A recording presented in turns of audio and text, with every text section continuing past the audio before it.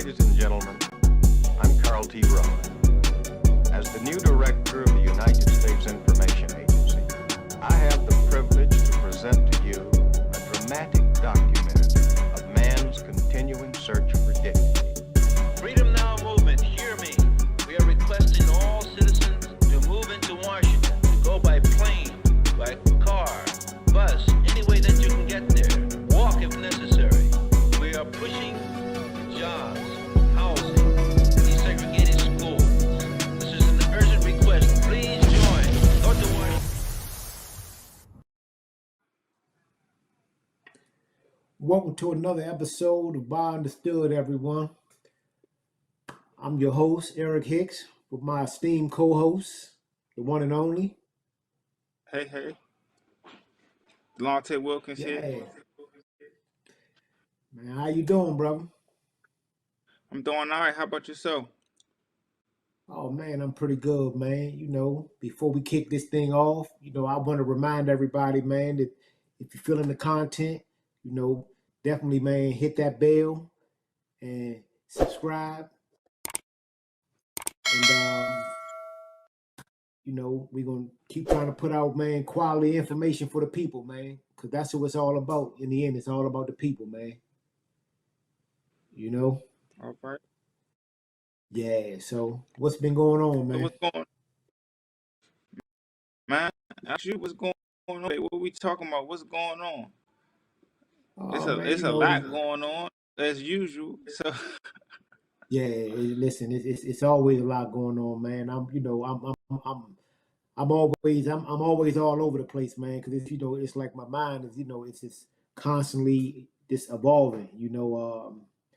This past week, or actually, for the past couple of weeks, I've been looking at the situation that's going on in Haiti, and it's I don't know if you have caught it, but it's like, of course, Haiti is a predominantly what's really black. It's a black country, and I noticed, like, just like little code words, like everything in Haiti now, it's about the gangs. You know what I'm saying?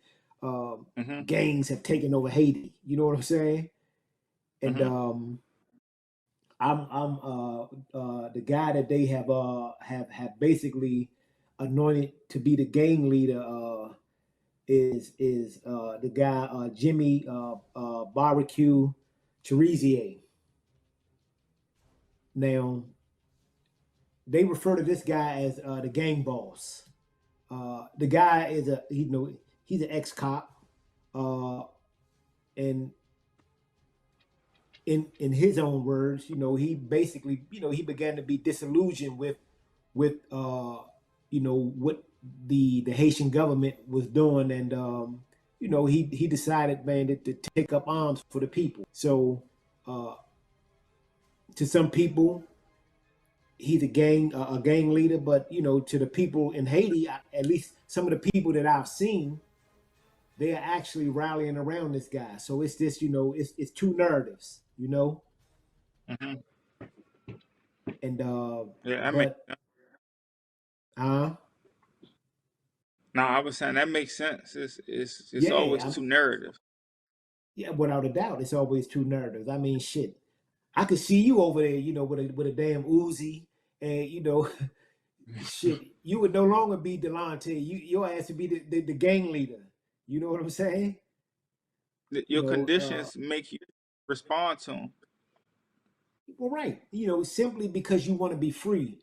And I think one of the narratives, that's overlooked when it comes to Haiti is that why don't we ever talk about the fact that Haiti, for 122 years, because we always talk about Haitian poverty, right?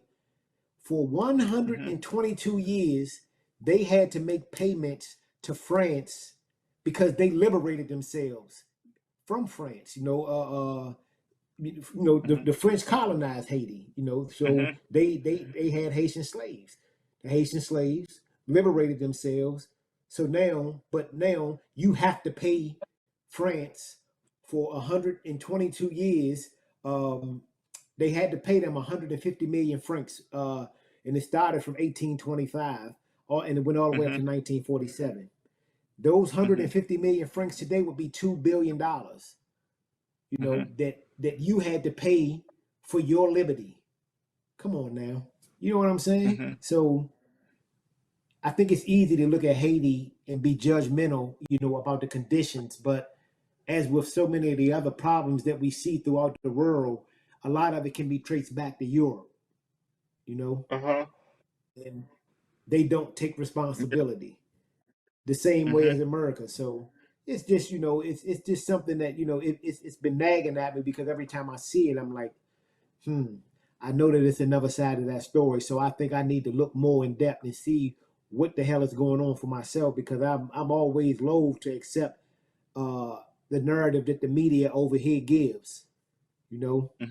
So yeah, it's just it's just something I'm not feeling it, you know, that I'm not feeling. So, and I would just hope that people take the information that we provide and go, you know, and do your own research, you know, because I think that when you do your own research, you'll realize that it's a lot more than just Haitian gangs, you know, and yeah, that would just be my takeaway, man, for people to do their homework on it and don't just accept the narratives of the media over here. There was I don't know if you heard about the sister that had passed away. I want to say it was like last week. Dory Ladner. I had heard, I had heard of her in passing, but when I saw that she passed, it actually made me go and, you know, and do my homework, and I wanted to find out more about her, because, you know, because we're losing a lot of our icons, and it's important for us to know who these people are, because of course, you know, the United States, they will write them out of history as they have with so many other black folks.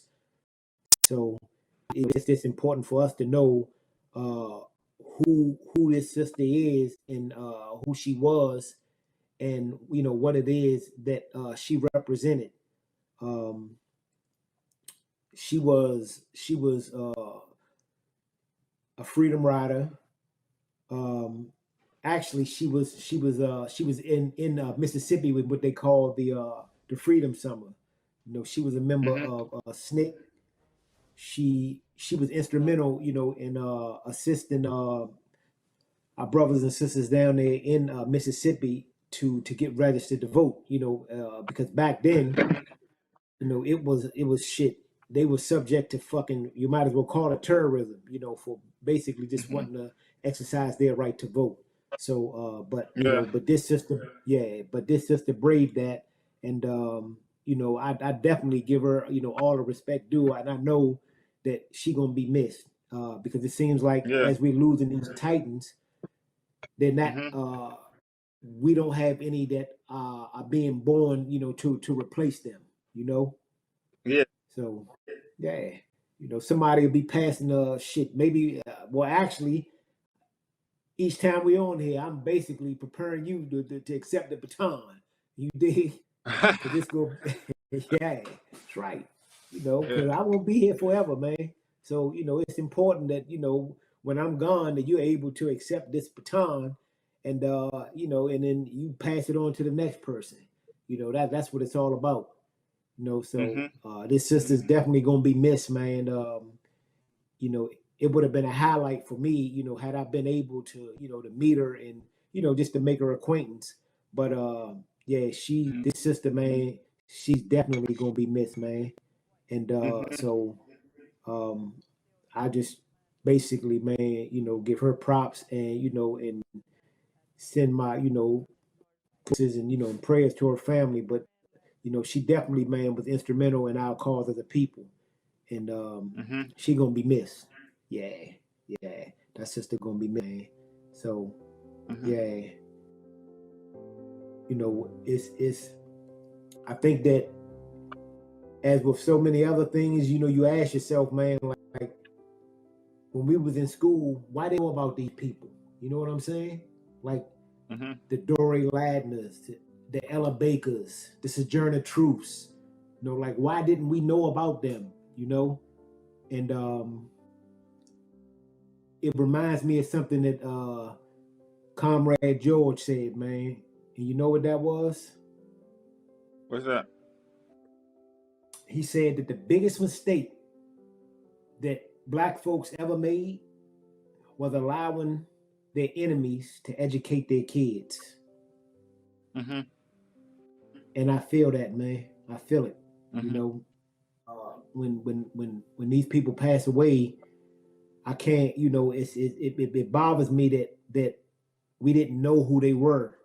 You know, because I think that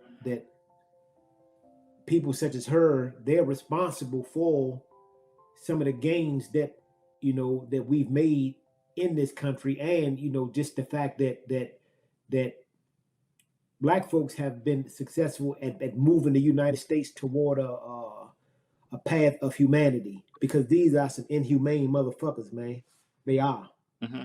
So, you know, once again, I just basically, man, wish her family well, and I'm pretty sure, man, you know, they feel the way I feel, and that she gonna be missed. Mm-hmm. This next thing, man, did you hear about the officers down in Mississippi? Which officer? What's going on in Mississippi? I'm not sure. These 6 officers that were just sentenced, they were called the Goon Squad. The Goons. Okay. They were just sentenced, you know, to various terms of imprisonment. I want to say it was as high as 40 years and as less as 10 in federal court for torturing these 2 brothers, man. They tortured these boys, mm-hmm. man. And the brothers, it was Michael Corey Jenkins and Eddie Terrell Parker. I won't even say the cops' mm-hmm. names because you know, they're not even worthy. So, but yeah, they tortured these brothers, man.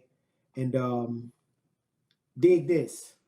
The shit started because these 2 brothers were invited over this white chick's house, right?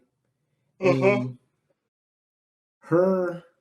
one of her neighbors, they called the police and said that there was something suspicious because you had these 2 in white's house.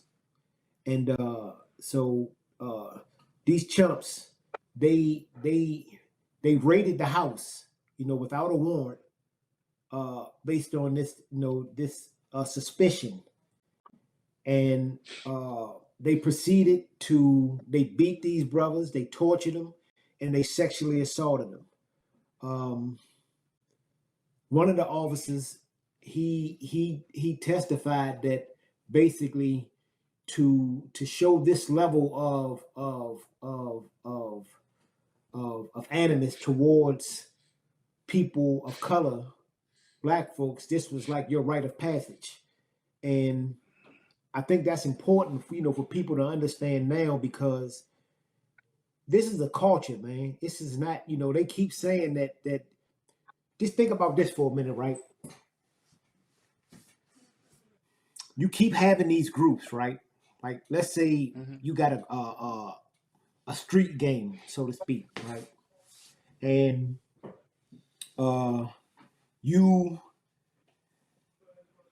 these incidents just keep happening, right? And people are getting beat, people getting shot, you know, people being killed by this group. Now, if they were any other group than the police, then we would name them some kind of threat.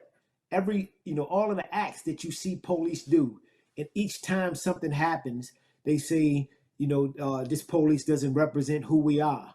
But before they can get the whole sentence out their mouth, something else happens. It just keeps happening, and it keeps happening. It keeps happening, and it keeps happening, and it keeps happening, and it keeps happening. And, you know, still, for me, I think what makes the point hit home even more is that because, and it's something that we're going to talk about today, is this, because in this so-called liberal city of DC, these are the forces that you're about to unleash on our communities once again. You see what I'm saying? So I want people, when they look at this and see what these cops did, this is not isolated. This is a culture. This is a culture Mm-hmm. within these police forces, man. And this is what they are about to unleash into our communities once again, under the guise of public safety and under the guise of fighting crime. You know what I'm saying? Exactly. Yeah. So it's you know it's and just think, you know, like, why weren't all of them given life? Because I've seen far too many. Like, shit, I didn't beat, I didn't torture or sexually assault nobody, and I walked out of that Mm-hmm. motherfucking courtroom with 2 life sentences. But these guys, you know, they beat, sexually assaulted these guys, you tortured them, and you don't have life.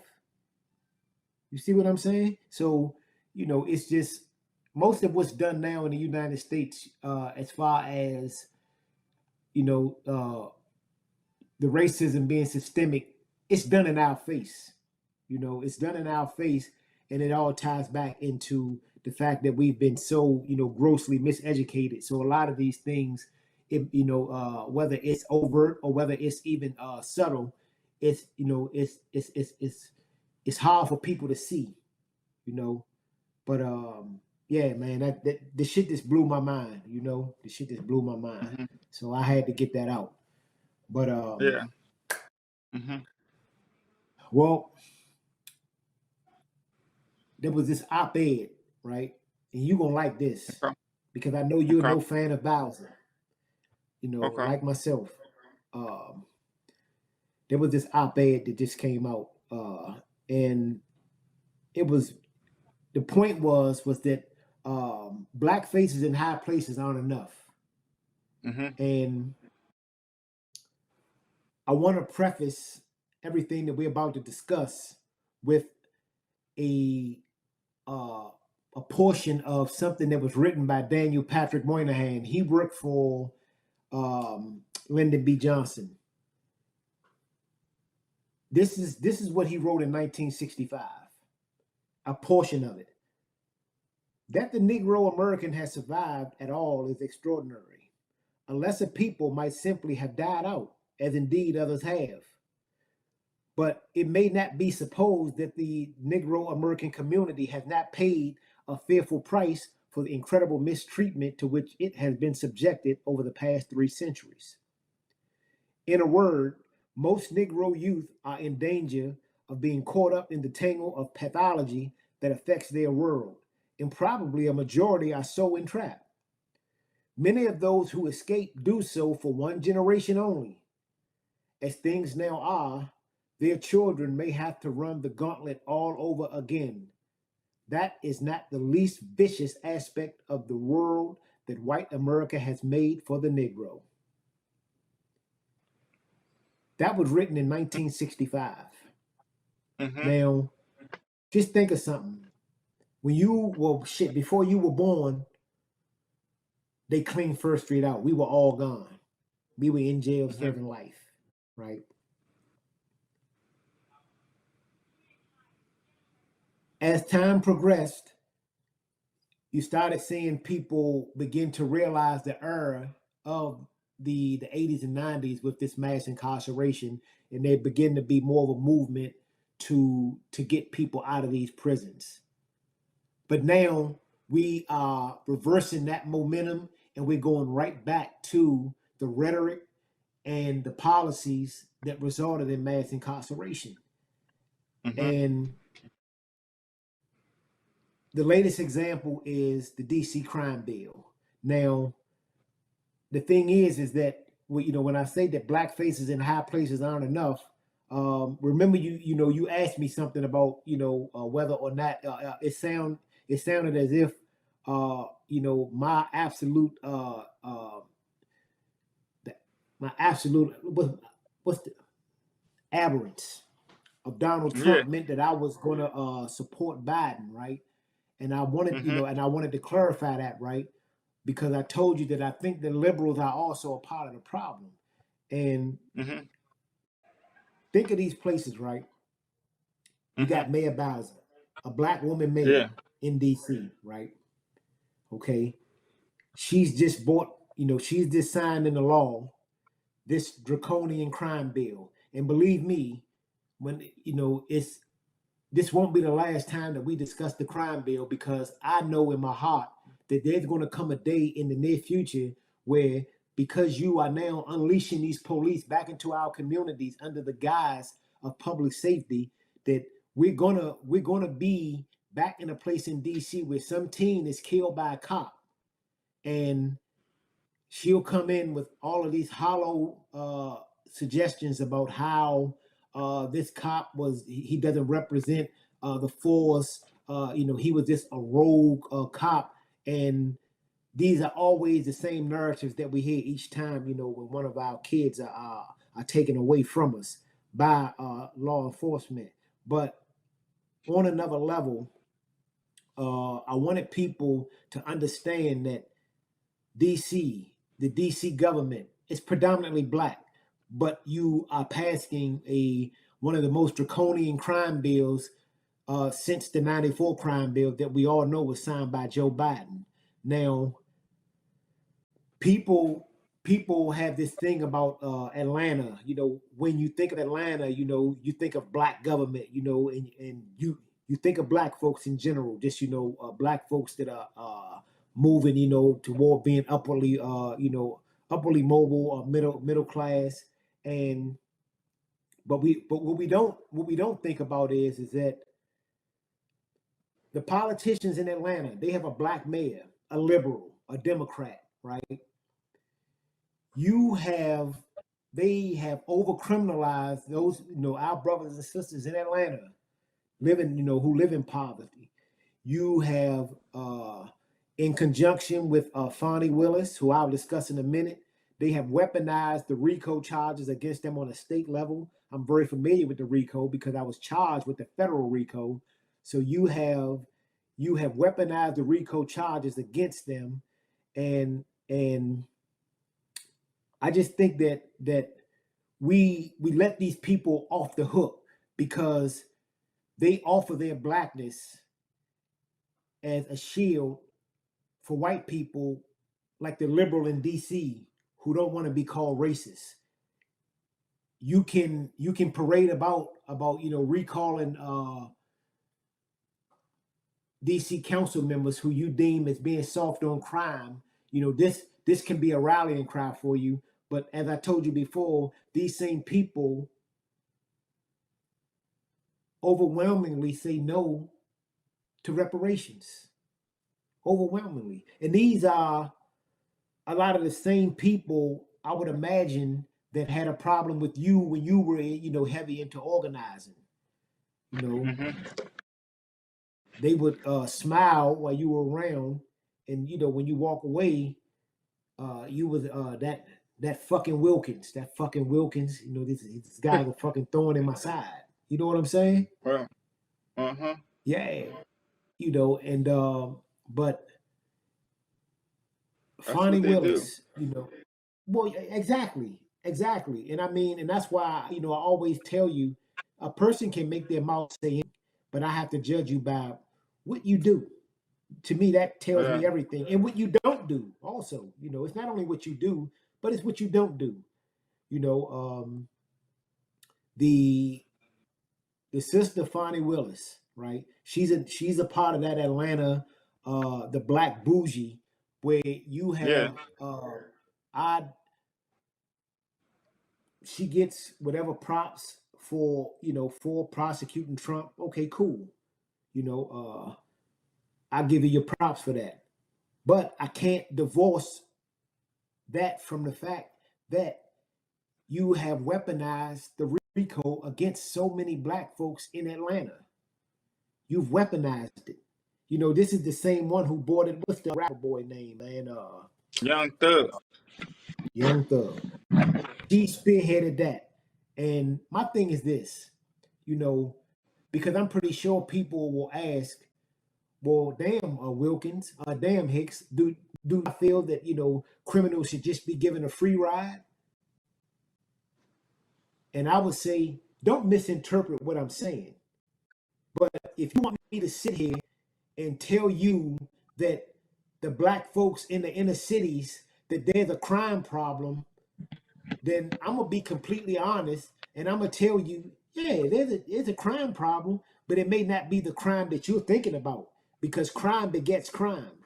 And in America, for all of the unpunished crimes that have been allowed to be committed against our community and that are allowed to be committed, to this very day, what do you think people are going to do?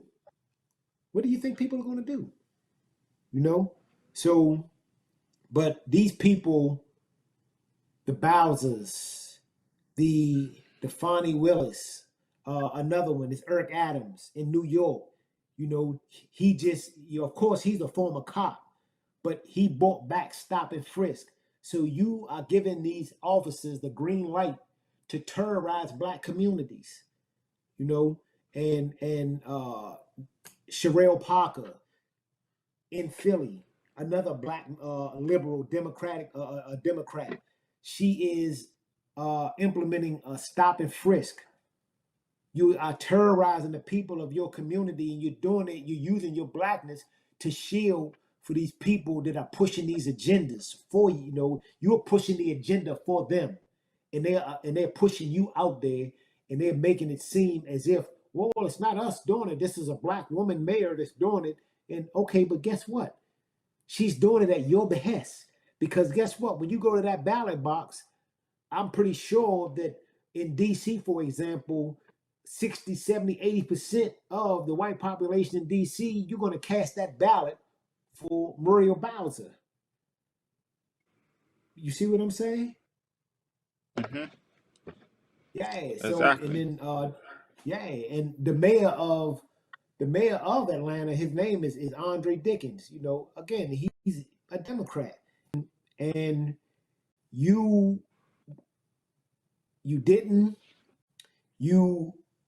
his response to when the police killed Rayshard Brooks in 2020, it was basically non-existent. Not only did you not do anything, but then you awarded the police for killing this dude by building this $90 million facility down in Atlanta called Cop City.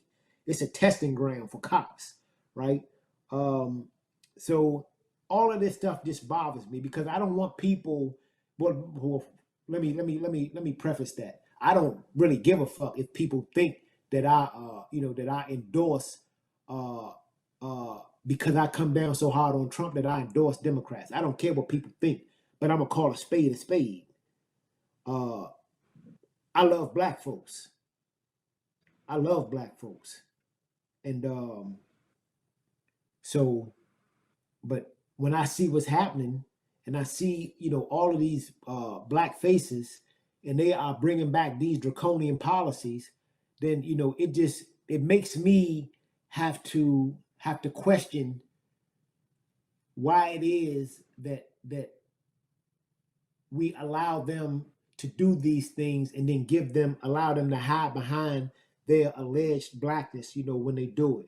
Because believe me, they are turning these cops loose on our communities once again. And I pretty much know how this is gonna, I know how it's gonna turn out, because I've seen it before. I've lived it. So yeah. So I can't sit back and not say anything when everything that they're doing is anti-black. I told you it's not just Republicans doing it. Trump, he gives them cover because he's just so egregious with his hate that we allow black folks to do things and we don't call them out. But I'm gonna call a spade no matter who they are, And I'm gonna end this, I'm gonna end this topic by going to one of my favorites, the good brother Malcolm X. I want you to listen to Malcolm, man. I want you to listen to what he says, because I think that you can relate to it, because it's something that you have dealt with, while I was away. When you dealt with a lot of Democrats that were in DC, and that probably kind of left a sour taste in your mouth about the Democratic Party. But let's take a listen to our good brother Malcolm. I would say that just because a person is a Negro or a black American does not mean he's going to struggle for Negro rights or for jobs for Negroes or anything else. I think that today you could point to a large number of Negro leaders who have consistently betrayed Negroes in a whole host of areas. They aren't really Negro leaders. These are puppets that have been put in front of the Negro community by white liberals. These are parrots that have been put in front of the Negro community by white liberals. You can't name me a Negro leader who has been betrayed Negroes, who has not been endorsed, sanctioned, subsidized, and supported by the white liberals.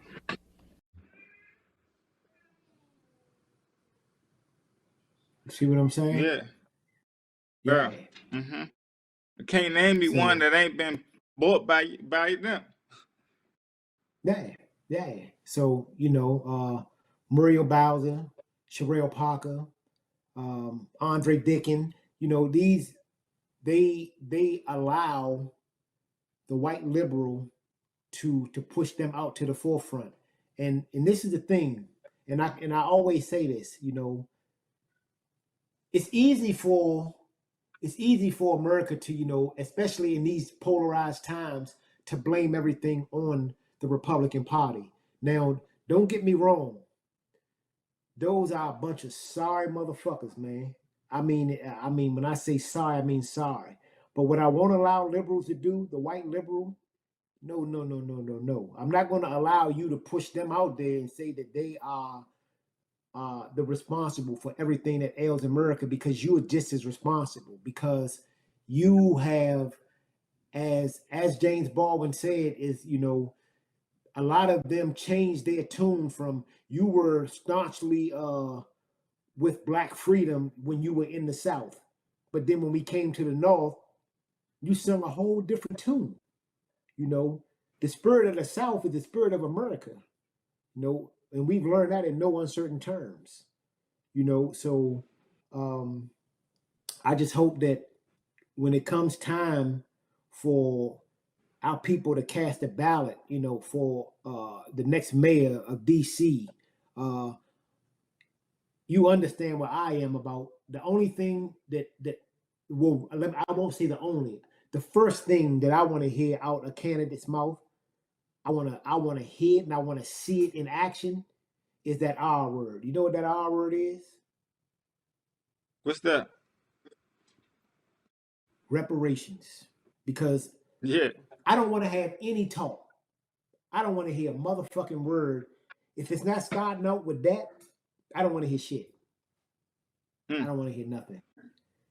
Because everything else that they say to me, it's going to ring hollow. And I'm not going to allow Muriel Bowser, Sherelle Parker, Andre Dickin, no more than I'm going to allow Donald Trump to do things that hurt people that look like me. I'm not going to allow it to happen, and remain silent about it. So, for me, they're two sides of the same coin, because what you're doing and what you're unleashing on our community, I wish that you had that same fervor about smashing systemic racism and smashing white supremacy. I wish you could turn a band of cops loose on white supremacists, but you can't do that because most of the cops, this is the ideology that they espouse, and you're turning them loose on our community once again. So, yeah, I'm just tired, man. You know what I'm saying? I'm tired, but I have to call a spade a spade.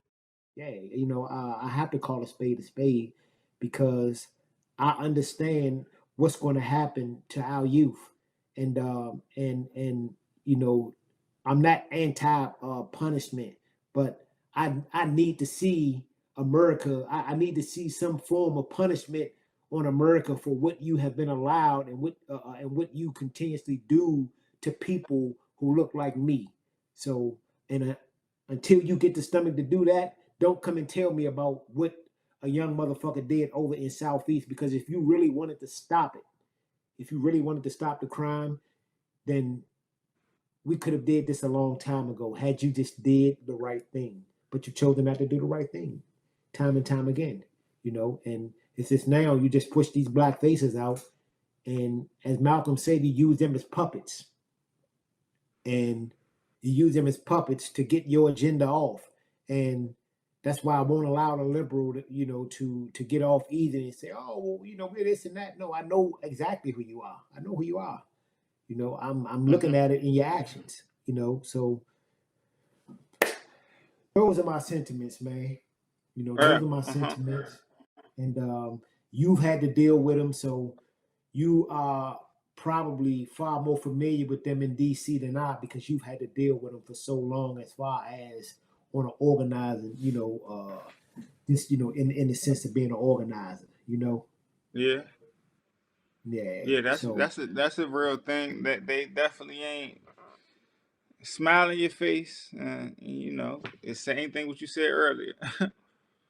Well, let's just see if Mayor Bowser and Brooke Pinto, let's see if they line up behind your the bill, The Students First campaign. Right. Let's see if they line up behind that.